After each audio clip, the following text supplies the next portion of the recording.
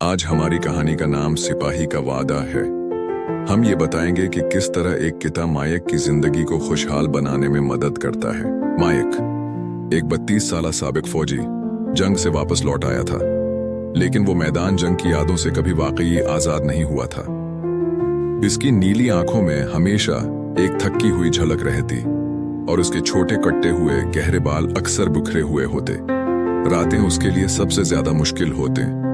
जैसे ही अंधेरा छाता, पुरानी यादें उस पर टूट पड़ते हैं। गोलियों की आवाजें, धमाकों की गूंज और अपने साथियों की बिखरती हुई चीखें।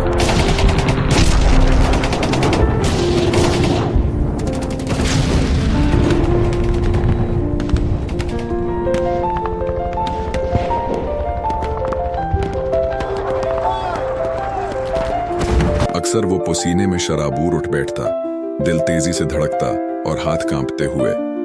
इमली, उसकी बीवी, जो सुनहरे कुंधे तक के बालों और गर्म भूरी आंखों वाली एक नरम दिल औरत थी, बेबसी से उसे देखती रहती।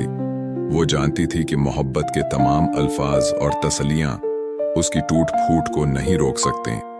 एक रात जब मायक अपनी यादों के समंदर में डूबा हुआ बरामदे में बैठा था, एमली खामोशी से उसके पास आई और उसका हाथ थाम लिया।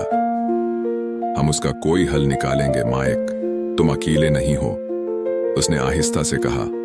उसकी आवाज में अज़्म की झलक थी। कुछ दिन बाद एमिली माइक को एक तरबीती मरकज ले गई, जहां खिदमत के कुत्ते, खुसूसी तरबियत याफ्ता जर्मन शेफर्ड्स, सिपाहियों की मदद करते थे। वहीं उसकी मुलाकात स्काउट से हुई, अंबर आंखों वाला एक वफादार जर्मन शेफर्ड जो बेहद समझदार और हमदर्द था। स्काउट का काम माइक की बेचैनी और खौफ के दौरों को महसूस करना और उसे हकीकत की तरफ वापस लाना था। पहली रात जब माइक को एक शदीद डरावना ख्वाब आया, स्काउट खामोशी से उसके करीब आया, अपनी भारी जिसामत माइक पर टिका दी, जैसे उसे जमीनी हकीकत पर लाना चाहता हो। माइक की धड़कन आहिस्ता आहिस्ता मामूल पर आने लगी और उसने बेअख्तियार स्काउट के नरम कानों को थाम लिया।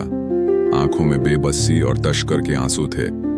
इस लम्हे में माइक को महसूस हुआ कि शायद वो वाकई तन्हा नहीं है।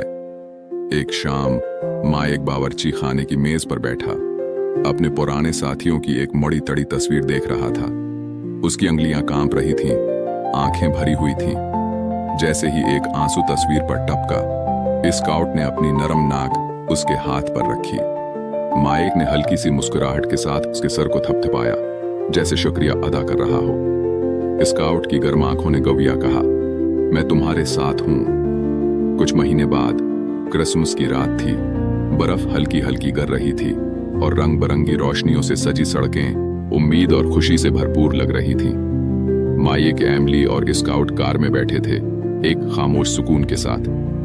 एमली ने हल्की सी मुस्कुराहट के साथ माइक का हाथ थामा और इस लम्हे में माइक ने दिल ही दिल में वादा किया कि वो अपने लिए, एमली के लिए और स्काउट के लिए लड़ता रहेगा। वक्त के साथ माइक ने छोटे छोटे कदम उठाने शुरू किए, कभी सुबह की सैर, कभी पार्क में बच्चों को देखना और कभी स्काउट के साथ बाल खेलना। एक दिन जब एक छोटी बच्ची पार्क में गिरी और उसके घटने से खून बहने लगा, माइक ने हचकचाते हुए उसकी मदद की। स्काउट ने भी अपनी नर्म आंखों से बच्ची को सुकून दिया।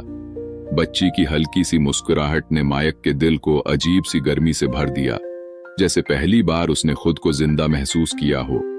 एक सुबह माइक और स्काउट एक हल्की सी पहाड़ी पर खड़े थे। सामने सूरज निकल रहा था, आसमान गुलाबी और सुनहरी रंगों में नहाया हुआ।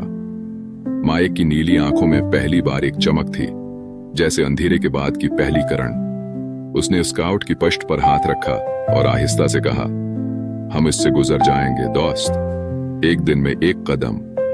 स्काउट ने अपनी दम हल्की सी हिलाई, जैसे वो भी उस वादे में शरीक हो। सूरज की किरणें इन दोनों पर पड़ रही थीं, गविया कायनात खुद उनके वादे की गवाह हो। इस लम्हे में माइक ने जाना कि जिंदगी की जंग मुश्किल है, मगर अकेले नहीं। माइक ने आखिरकार वो खत लिखा जो वो महीनों से लिखना चाहता था, अपने गुजरे हुए साथियों के नाम, इन लम्हात के नाम जो कभी वापस नहीं आएंगे, और इस उम्मीद के नाम जो स्काउट की आंखों में चमक रही थी। उसने खत को तह किया, आंखों में एक इज्म के साथ, और स्काउट के सर को थपथपाया। अंधेरे से रोशनी की तरफ मायक का सफर आसान नहीं था, मगर उसके साथ स्काउट और एमली थे, मोहब्बत, वफादारी और उम्मीद के वादे के साथ।